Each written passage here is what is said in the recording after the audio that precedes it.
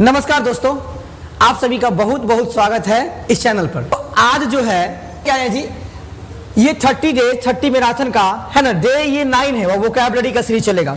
आपको बता दें कि यहाँ पे हम 3 सीरीज चला रहे हैं। एक तो एसएससी का जो प्रीवियस ईयर ग्रामर का प्रैक्टिस करवा रहे हैं, दूसरी ये वोकैबुलरी है, और तीसरा 12th बिहार बोर्ड के लिए वीक में एक वीडियो आता है। समझ गए? वोकैबुलरी और एसएससी का जो ग्रामर प्रैक्टिस है वो हम करवा रहे हैं। आपको बता दें कि ये जो है 30 डे 30 मैराथन के अंदर जो भी है ना, एसएससी के अंदर जो भी जितना भी इंपॉर्टेंट वोकैबुलरी है वो आपको हम यहाँ पे डिस्कस करा देंगे। और आपको बता दें कि अभी का जो करंट का सिचुएशन है, जो हम लोगों की लड़ाई है एसएससी से, वो चल ही रही है। नहीं है कि हम उसको लेकर के बैठ गए हैं, पढ़ाई छोड़ दिए। बाबू, ये लड़ाई लंबी चलेगी, लड़ाई 1-2 दिन का नहीं है। अब बढ़िया से साथ में पढ़ाई भी करिए, पढ़ाई छोड़ना नहीं है, पढ़ाई के साथ साथ जो भी करना होगा वो किया जाएगा। समझ गए जी? हालांकि भारत के सभी शिक्षक लगे हैं, तो उस तरह से जो भी आपको आदेश करेंगे उस हिसाब से आप सभी को करना है। अभी क्या करना, अभी आप लोग इत्मीनान से घर पे बैठ के बढ़िया से स्टडी करिए। समझ गए? ये वोकैबुलरी चैंपियन डे 9, ये बात समझ लीजिए कि दिन है, और यहाँ पे हम साइनो एंटो डिस्कस करने वाले हैं। और बता दें कि बहुत जल्दी ही हम क्या करेंगे, वन वर्ड और इडियम्स के बारे में सोचे हैं, उसको भी लेके आएंगे। समझ गए जी? तो चलिए, 90% से ज्यादा क्वेश्चन इसी सीरीज से आएंगे। और आपको बता दें कि एकदम विश्वास कीजिए, एग्जाम के बाद आप लोग बोलिएगा सर आप ही के, है ना, मतलब आप ही क्लास से क्वेश्चन पूरा का पूरा आया। तो इसीलिए बोल रहे हैं कि इत्मीनान से जो हम पढ़ा रहे हैं उसको बढ़िया से नोट्स बना लीजिए। अगर नोट्स नहीं बनाते हैं तो इंग्लिश बाय जयकुमार यादव नाम का एक टेलीग्राम चैनल है, वहां पे पीडीएफ डाल देते हैं, तो वहां पे आप जाके पीडीएफ डाउनलोड करके उसको बार बार पढ़ सकते हैं। तो आज कम समय में आज हम आपको 150 प्लस वोकैबुलरी सिखाने का प्रयास करेंगे, है ना जी। तो अब वही सोचे हैं कि जितना ज्यादा वर्ड्स हो सकता है आप सभी को हम कम समय में सिखाने का प्रयास करेंगे, क्योंकि एग्जाम पास में होता है। तो एग्जाम पास में होने का मतलब ये है कि कितना हम रिवीजन करके जाए ताकि मेरा परफॉर्मेंस बढ़िया होगा। तो हम क्लास को चलिए स्टार्ट करते हैं। अब आज चेक कर चलिए। तो आज की क्लास का पहला वर्ड देखिए, जो है यहाँ पे कितना वर्ड्स लिखा हुआ है। पहली बात समझिए कि ये पहला वर्ड क्या है जी, प्रोट्रैक्ट। क्या होता है? प्रोट्रैक्ट। तो प्रोट्रैक्ट एक वर्ब होता है। क्या होता है जी? वर्ब। इसका मतलब क्या होता है? किसी को लंबा करना, किसी को बढ़ाना, किसी को खींचना। क्या बोलेंगे? प्रोट्रैक्ट। प्रोट्रैक्ट मीन्स व्हाट? बोलेंगे सर लंबा करना, किसी को बढ़ाना। जैसे मान लीजिए यहाँ पे लिखा है एक्सटेंड करना, तो इसका सेम मीनिंग अगर हम साइनों की बात करेंगे, सिनोनिम्स की बात करेंगे, तो क्या बोलते हैं उसे? एक्सटेंड करना। गुरुजी लंबा करना, बढ़ाना। दूसरा है लेन देन। अच्छा, लंबा करना जी, तो यहाँ पे एक्सटेंड का मतलब भी होता है विस्तार करना। विस्तार करना का मतलब क्या? उसको बढ़ाना, लंबा करना। तो एक्सटेंड हो गया, लेन देन हो गया, है ना। प्रोलॉन्ग करना, किसी को लंबा करना, है ना, बढ़ाना। यहाँ देखिए अगला वर्ड है स्ट्रेच। स्ट्रेच का मतलब होता है कुछ भी खींचना। क्या करना? आप किसी को खींच के हम बड़ा करेंगे, इसका मतलब उसको क्या करें? लंबा कर रहे हैं, विस्तार कर रहे हैं। आगे देखिए, इलाज का मतलब क्या होता है गुरुजी? बढ़ाना, है ना। यहाँ पे एक्सपेंड करना, विस्तारित करना, यानी कि लंबा करना। तो यहाँ पे देखिए कितना वर्ड यहाँ पे हम सीख गए। बोलेंगे प्रोट्रैक्ट करना, किसी को लंबा करना, बढ़ाना। यहाँ पे एक हो गया। 2 नंबर क्या गुरुजी? एक्सटेंड करना। एक्सटेंड मतलब व्हाट? विस्तार करना, लंबा करना। 3 नंबर क्या? तो लेन देन। लेन देन मतलब बड़ा करना, लंबा करना। ये 4 प्रोलॉन्ग। प्रोलॉन्ग का मतलब क्या होता है जी? लंबा करना, है ना जी, किसी को मतलब बढ़ाना। यहाँ पे 5वां नंबर वर्ड स्ट्रेच हो गया, इनलार्ज हो गया, और यहाँ पे एक्सपेंड हो गया, है ना। यहाँ पे 7 ऊपर में हो गया। समझ गए जी? अब यहाँ देखिए 8वां नंबर, जस्ट उसका अपोजिट मीनिंग की बात करेंगे बाबू। तो रिड्यूस करना। रिड्यूस का मतलब क्या होता है? उसका जस्ट अपोजिट घटाना। तो अगर हम बात करेंगे प्रोट्रैक्ट का जस्ट अपोजिट क्या होगा बताइए? प्रोट्रैक्ट का जस्ट अपोजिट क्या होगा? रिड्यूस करना, घटाना। प्रोट्रैक्ट मीन्स लंबा करना, बढ़ाना। रिड्यूस मतलब छोटा करना। क्या जी? छोटा करना, यानी कि रिड्यूस मतलब घटाना। यहां देखिए डिमिनिश मतलब क्या? घटाना। क्या करना? घटाना। एवराइज करना, संक्षिप्त करना, घटाना। यहाँ पे कर्टेल, है ना, कर्टेल का मतलब कम करना होता है, घटाना होता है। ठीक, यहाँ पे देखिए संक्षिप्त करना वही हो गया। अच्छा, एब्रिविएट करना, किसी को संक्षिप्त करना, किसी को छोटा करना। तो यहाँ पे हमने एक स्लाइड में कितना वर्ड सीखा जी? देखिए तो बोले गुरुजी यहाँ पे जो है 6 हो गया था, 7 हो गया था, ये बोलेंगे 8 नंबर हो गया है, ये 9 नंबर हो गया, ये 10 नंबर हो गया, ये 11 नंबर हो गया। चलिए इसके बाद जो है ये 12 नंबर हो गया। बाबू एक स्लाइड में 12 मीनिंग हम सीखेंगे, आप देख सकते हैं, है ना। बस एक बार फटाक से रिवीजन करिए, तो एक बार फटाक से रिवीजन करिए। बोले गुरुजी ये प्रोट्रैक्ट करना व्हाट? प्रोट्रैक्ट का मतलब लंबा करना, किसी को बढ़ाना, है ना जी। एक्सटेंड लंबा करना, लेंथेन लंबा करना, प्रोलॉन्ग लंबा करना, स्ट्रेच है ना, इनलार्ज, एक्सपेंड, इस सब का मतलब लंबा करना, बढ़ाना होता है। यहां देखिए, रिड्यूस करना, घटाना कम करना, डिमिनिश करना, घटाना कम करना, एब्राइज संक्षिप्त करना, कर्टेल कम करना, और यहाँ पे क्या जी, एब्रिविएट संक्षिप्त करना। तो आपने यहाँ पे एक स्लाइड में कितना वर्ड सीखा जी, 12 वर्ड सीखा। यहाँ पे एक सेंटेंस भी लिखा हुआ है, डोंट प्रोट्रैक्ट द डिस्कशन। बाबू डिस्कशन को क्या नहीं करिए, लंबा मत करिए, डिस्कशन को लंबा मत करिए। तो यहाँ पे डिस्कशन नाउन हो जाएगा बाबू, ये नाउन के लिए यहाँ पे आर्टिकल लिखा हुआ है, कोई दिक्कत। चलिए, तो यहाँ पे ऐसे ही आप लोगों को सीखना है, और ये वो सारे वोकैबुलरी है जो एसएससी में कहीं ना कहीं पूछा गया, और ये सारे इंपॉर्टेंट हैं। अगर क्वेश्चन फंसेगा ना तो हम गारंटी लेते हैं कि इससे बाहर नहीं जाएगा। आप 30 दिन 30 मैराथन, 30 डेज 30 मैराथन देख लीजिए, क्वेश्चन बाहर नहीं जाएगा। चलिए, तो ये हम आ चुके हैं दूसरे स्लाइड पे। यहाँ पे क्या है जी, यहाँ पे थोड़ा टाइपिंग एरर किया है। यहाँ पे होता है टॉर्पीड, क्या होता है जी, TORPID। अच्छा बाबू, टॉर्पीड का मतलब क्या होता है, जो सुस्त हो, जो क्या हो, जो निष्क्रिय हो, यानी कि सुस्त पर्सन। टॉर्पीड मींस क्या होता है जी, सुस्त।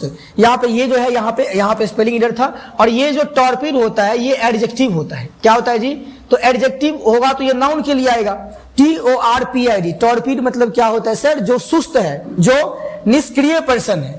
सेम मीनिंग की बात करेंगे, मान लीजिए इसका सिनोनिम्स की बात करेंगे तो जो इनएक्टिव है। अच्छा, एक्टिव मतलब क्या गुरुजी, एक्टिव का मतलब जो सक्रिय है। इससे पहले यहाँ पे इन लगा दिए तो उसका जस्ट अपोजिट बन गया, इनएक्टिव है ना, जो सक्रिय ना हो। अच्छा, इनर्ट का मतलब ही होता है जो निष्क्रिय है। तो यहाँ पे टॉर्पीड है ना, उसका जस्ट सेम इनएक्टिव, यहाँ पे इनर्ट हो जाएगा। आगे देखिए, लेथार्जिक। लेथार्जिक का मतलब भी क्या होता है जी, आलसी। क्या होता है, लेथार्जिक हो गया, है ना। यहाँ पे क्यूसेंट, क्यूसेंट का मतलब भी क्या होता है, शांत जो हो, जो निष्क्रिय हो। स्लगिश यानी कि सुस्त हो, धीमा हो, है ना। अपाथेटिक, इसका भी मतलब क्या होता है, जो उदासी हो, जो नीरस हो। इंडोलेंट, आलसी, प्रमस्त। तो ये इसका सब का सेम मीनिंग हो जाएगा। बोलेंगे टॉर्पीड मीन्स व्हाट, तो बोलेंगे सुस्त और निष्क्रिय, है ना। यहाँ पे इनएक्टिव बोलेंगे, है ना, इनर्ट बोलेंगे, लेथार्जिक बोलेंगे, क्यूसेंट बोलेंगे, स्लगिश बोलेंगे, और ये एपैथेटिक। और यहां पे देखिए इंडोलेंट, इस सब का मीनिंग क्या होता है जी, सेम होता है, सुस्त और निष्क्रिय। क्या होता है, सुस्त और निष्क्रिय। तो इसको आप याद करिए, सभी वर्ड जो है इंपोर्टेंट है। इसकी जस्ट अपोजिट मीनिंग की बात करेंगे तो इंगेज, जो इंगेज्ड है, जो व्यस्त होता है, यानी कि आलसी का मतलब कि जो हमेशा सुस्त रहेगा, और दूसरा वो पर्सन होगा जो हमेशा इंगेज रहता है ना। तो वो ज्यादा काम करने वाला पर्सन होता है, तो उसे क्या बोलते हैं जी, इंगेज, यानी कि जो व्यस्त है, संलग्न है। ये जस्ट टॉर्पीड का अपोजिट हो जाएगा, एंटोनिम्स हो जाएगा। जो डायनामिक है, यहाँ पे देखिए डायनामिक, अब अब यहाँ पे जो है स्पेलिंग एरर हो गया है। यहाँ पे क्या होगा देखिए, DYNA है ना, MIC। तो डायनामिक का मतलब क्या होता है, जो एकदम क्या हो, गतिशील हो, जो सक्रिय हो, उसे क्या बोलते हैं, डायनामिक। समझ गए जी।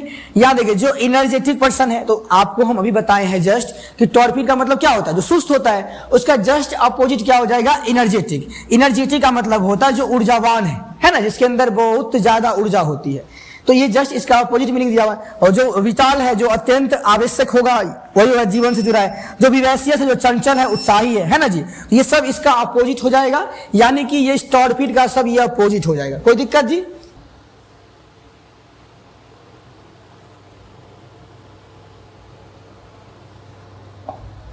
चलिए, अब इस टॉर्पीड पे आप एक सेंटेंस बना के दिखाइए हमको।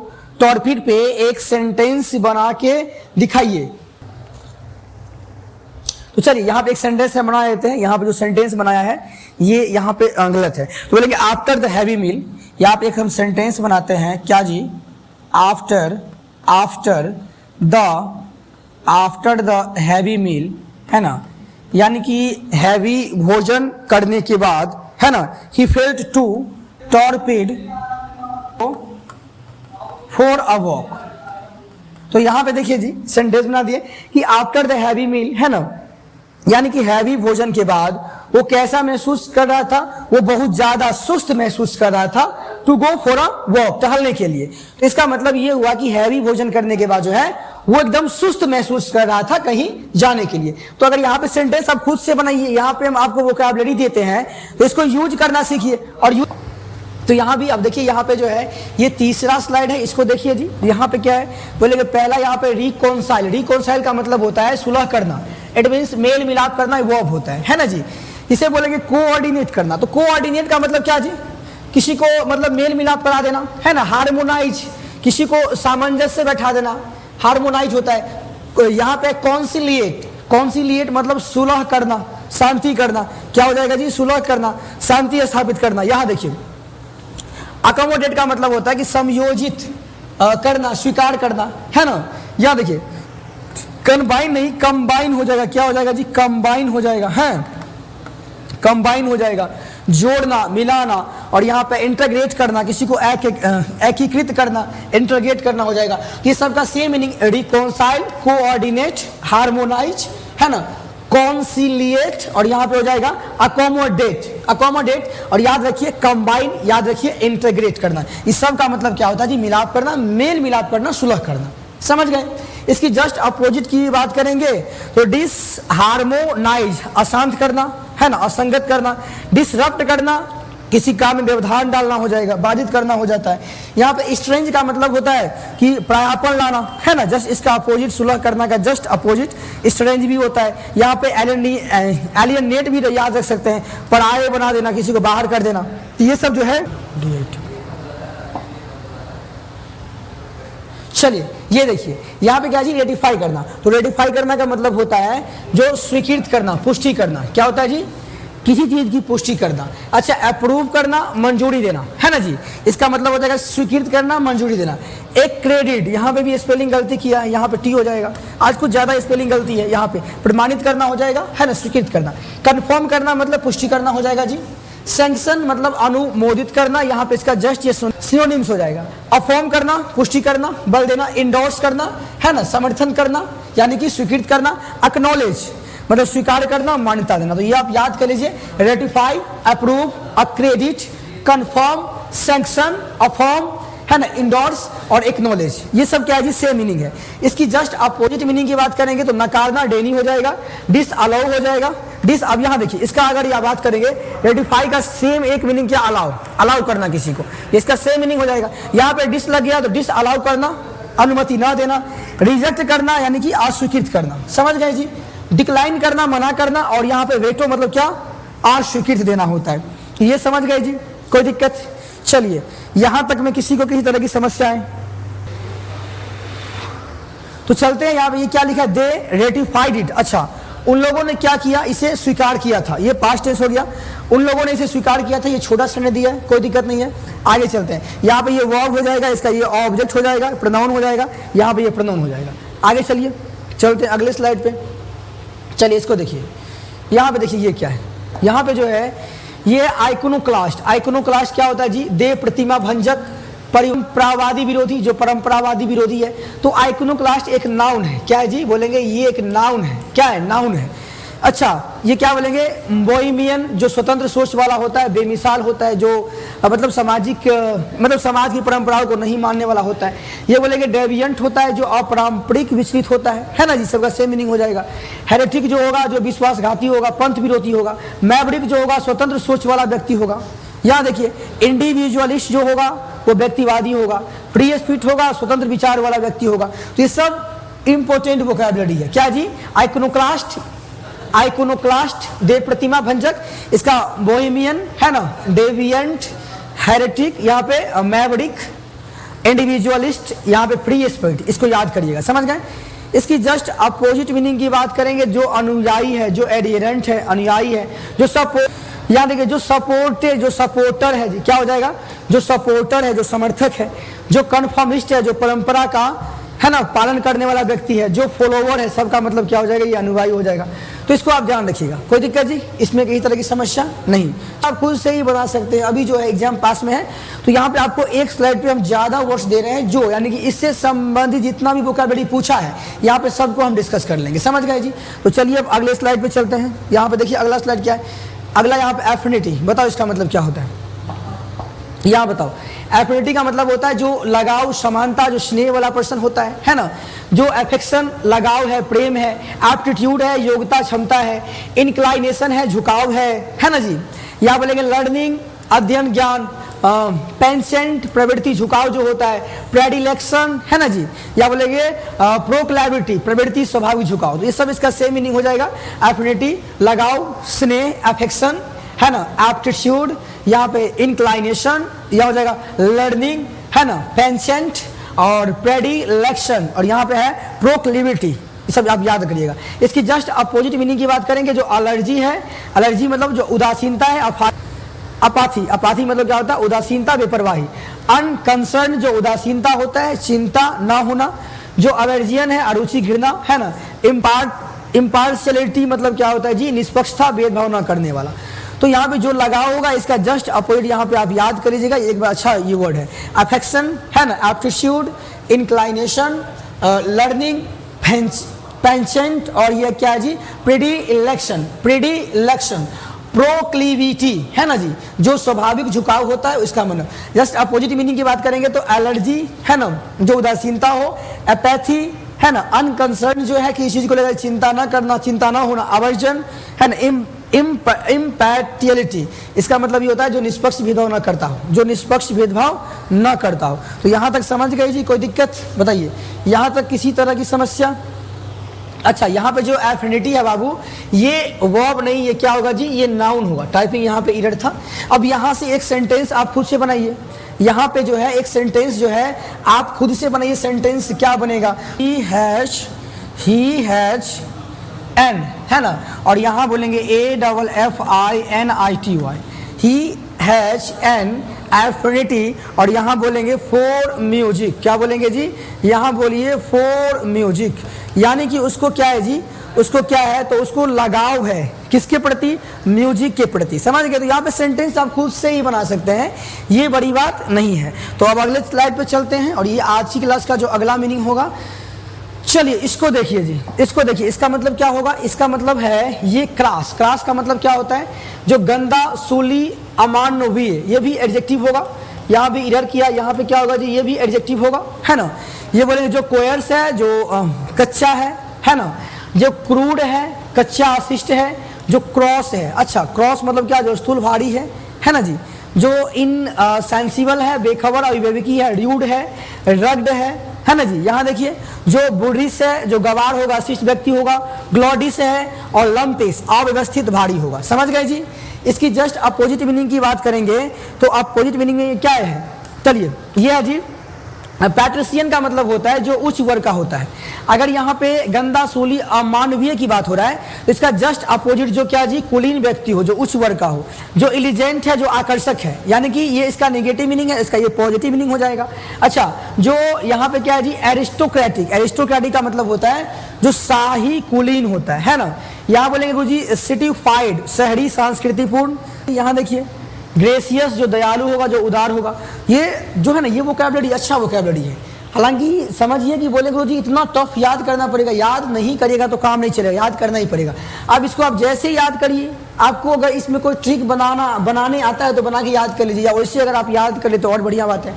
क्या बोलेंगे, ग्रेस का मतलब क्या, गंदा, सूली, अमानवीय है ना। यहाँ बोलेंगे जो कोयर्स हो, जो कच्चा हो, एकदम गंदा मतलब खराबी होगा, तो ये नेगेटिव से मिल जाएगा इसका मीनिंग। क्रूड हो जाएगा, क्रूड मतलब कच्चा, अशिष्ट है ना। क्रॉस, स्थूल, भारी, इनसेंसिबल, र्यूड, और यहाँ पे रग्ड है ना जी। बुढ़िस, ग्लोटिस, और यहाँ पे क्या जी, लंपिस, ये सब, ये इसका सब सेम मीनिंग हो जाएगा।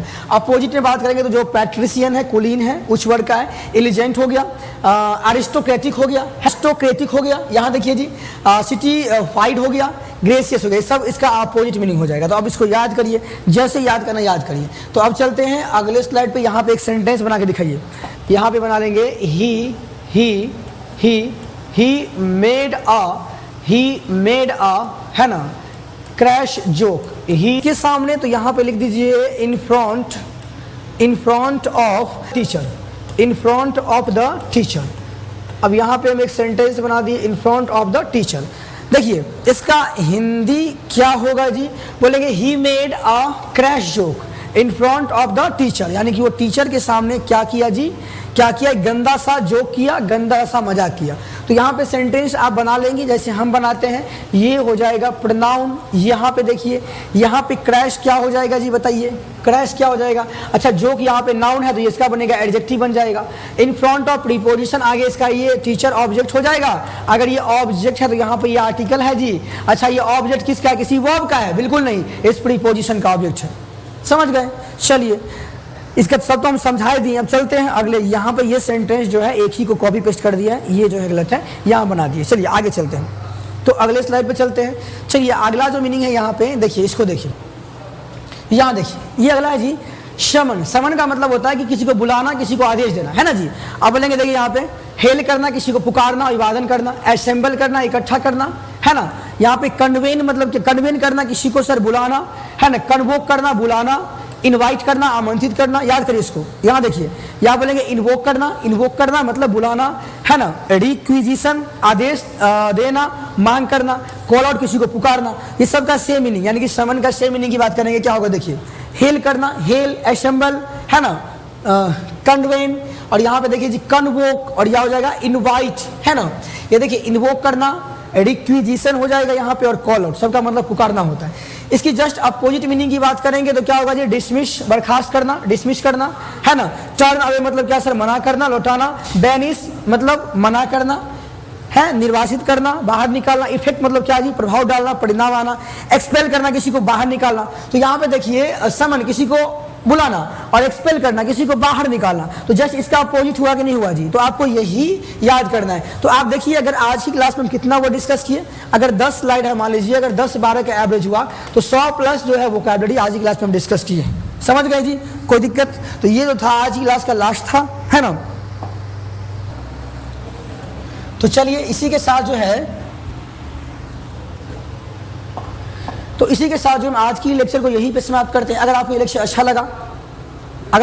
अच्छा लगा, तो लाइक कर दीजिए, और चैनल पे नए हैं तो सब्सक्राइब कर लीजिए, है ना जी, ताकि इस तरह का वीडियो मिलता ही रहेगा। आपको बता दें, अगर मुझे बेसिक से एडवांस लेवल तक पढ़ना चाहते हैं तो आप इस एड्रेस पे आइए, आरके ट्रेनिंग सेंटर पंडोल, है ना जी। कहाँ आना है, यहाँ बता देते हैं, RK training centre Pandaul, RK, है ना, RK training centre Pandaul, near Karpoori Chowk है। तो अगर आप मुझसे बेसिक से एडवांस लेवल तक पढ़ना चाहते हैं, कुछ भी, चाहे स्पोकन करना हो, चाहे 11th-12th पढ़ना हो, एसएससी बैंकिंग की तैयारी करना है, कुछ भी करना है, तो आप यहाँ पे आके एक बार पढ़ सकते हैं। यहाँ पे एक बार पढ़ाएंगे, फिर जिंदगी में कभी अंग्रेजी पढ़ने की नीड नहीं पड़ेगी, पूरे बेसिक से एडवांस लेवल तक पढ़ा देंगे। अगर आप मेरे पास 11th-12th में आ जाते हैं तो आपको 11th-12th में ही एसएससी तक का तैयारी हो जाएगा, बिकॉज ग्रामर सभी का सेम ही होता है, ग्रामर सभी का सेम ही होता है। यहाँ पे क्या करते हैं बहुत सारे शिक्षक कि एसएससी का अलग ग्रामर है ना, आपको बताएगा कि टेंस जो है 12th का है, 12th का टेंस अलग है, एसएससी की तैयारी करो तो अलग से टेंस पढ़ना पड़ेगा, ऐसा कुछ नहीं है। मेरे पास आइए, 11th-12th भी कर लीजिएगा, और साथ में आपको बड़े बड़े एग्जाम की तैयारी भी हो जाएगा। एक तीर अनेक निशाना, समझ गए जी। तो अगर आप हमसे बेसिक से एडवांस लेवल तक पढ़ना चाहते हैं तो सीधे आइए मेरे पास, आरके ट्रेनिंग सेंटर पंडोल, समझ गए जी। अगर ये आपको लेक्चर अच्छा लगा तो लाइक कर दीजिए, और चैनल पे नए हैं तो बिल्कुल सब्सक्राइब कर लीजिए, ताकि आपको इस तरह का लेक्चर आगे मिलता ही रहेगा। समझ गए जी। तो बाय दोस्तों, एंड टेक केयर।